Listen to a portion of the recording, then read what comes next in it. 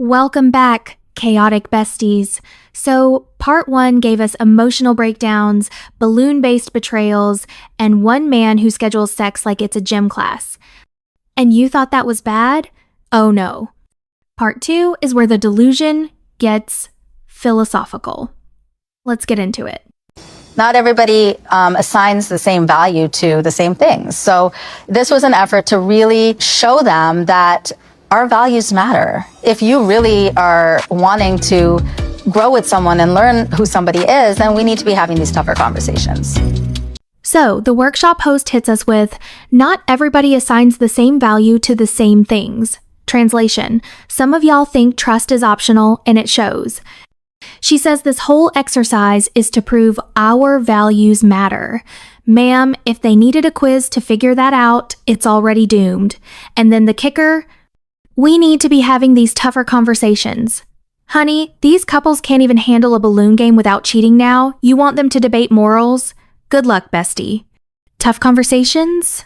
Girl, they can't spell compatibility, but sure, let's give them a pop quiz on ethics.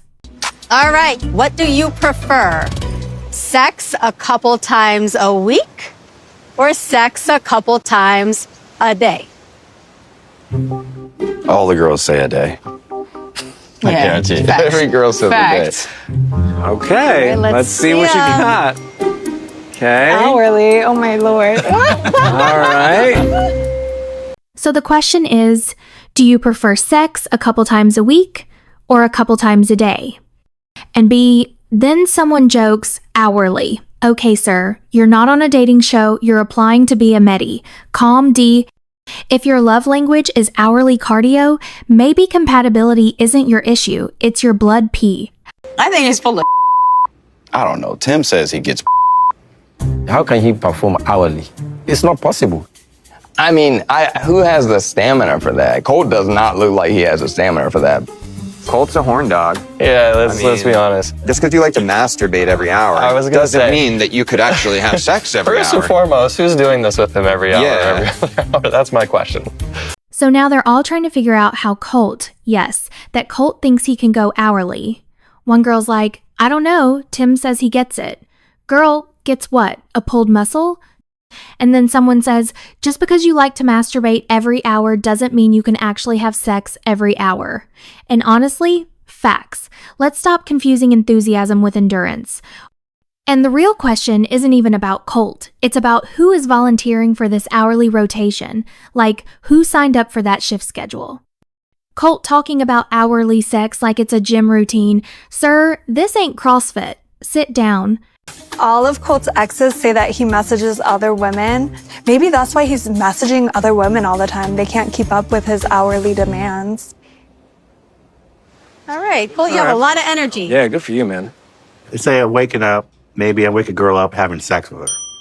That's a good way to start the morning. And then, maybe you go take a shower together. Maybe she gets, gives you a little in there or something, going in there. You do your little activities, whatever, eat, have breakfast, I don't know. Is this a working day? Because that changes a little bit. But let's say it's a working day. That's fine. You go to work, you go to your works.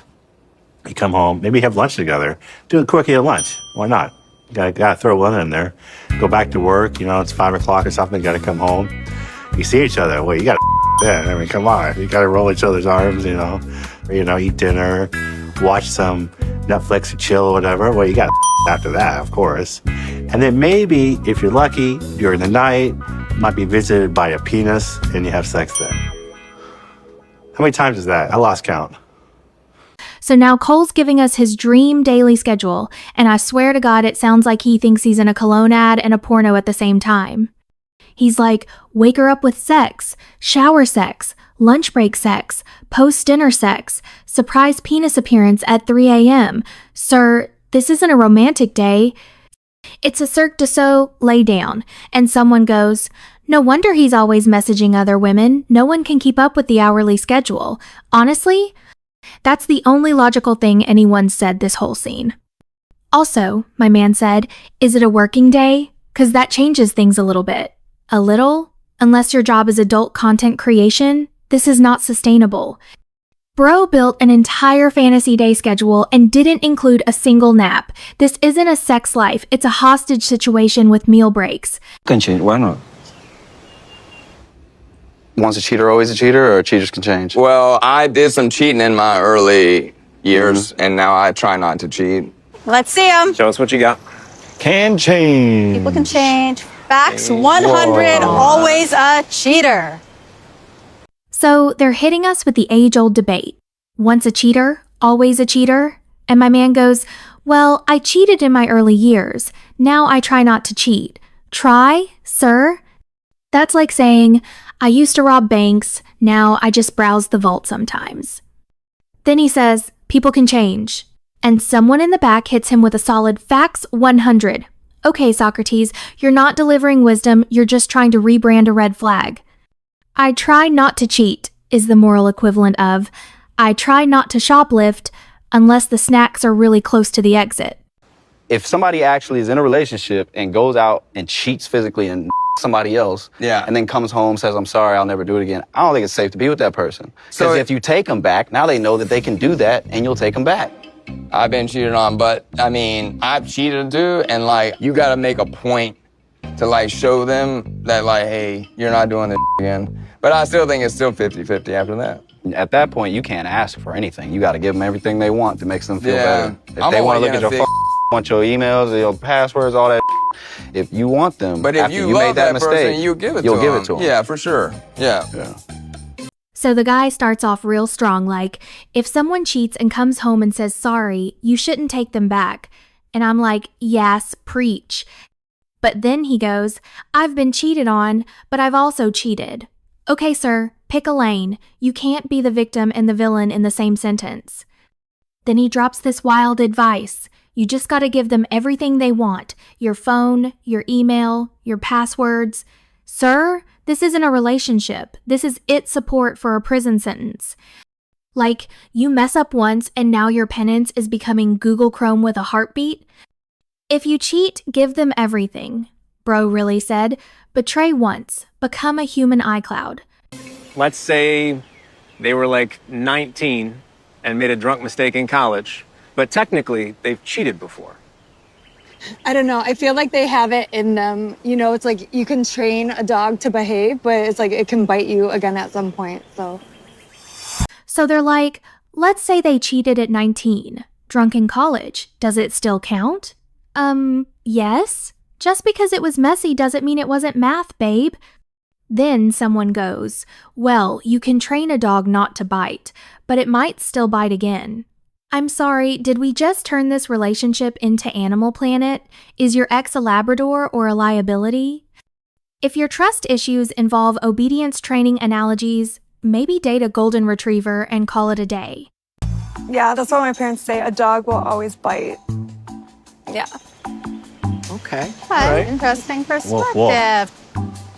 I think most men cheat. It's just like, do you have the ability to catch them? I've done research, like, why is this happening statistically? So she goes, that's what my parents say, a dog will always bite. Babe, if your family motto is trust no man and carry treats, maybe unpack that in therapy, not during brunch. And then it's the classic line again, I think most men cheat, it's just about whether you can catch them. Girl, you're not describing dating, you're describing a Netflix docuseries. And then she says, I've done research. Oh, have you? Peer-reviewed? Double-blind? Or just vibes and TikToks? Statistically speaking, says woman quoting her own heartbreak and a horoscope meme. They say like warmer climates, they're more likely to cheat. Tourist areas, they're more likely to cheat. But say if you're in like a boring state, like Maine and like Connecticut, you know, it's like, who are you going to cheat with? It's cold all the time, so you're just in the house with your partner. Now we've graduated from hourly sex to meteorology for infidelity. She says warm climates equal cheating, tourist spots equal cheating, but if you live in a boring state like Maine or Connecticut, you're safe because what frostbite keeps the hormones in check? Girl, that's not loyalty. That's wind chill factor. And who are you going to cheat with? It's cold all the time. Ma'am, Tinder has no temperature setting. People have Wi-Fi in Maine, I promise. If your relationship only survives below 40 Fahrenheit, you don't need a partner. You need a thermostat. You just watched a compatibility workshop, and now we're going to test your deal breaker limits. Give me a thumbs up or down. All right. Would you date someone who won't have sex before marriage? You gotta drive the car. You gotta drive the car first. You gotta take it for a ride.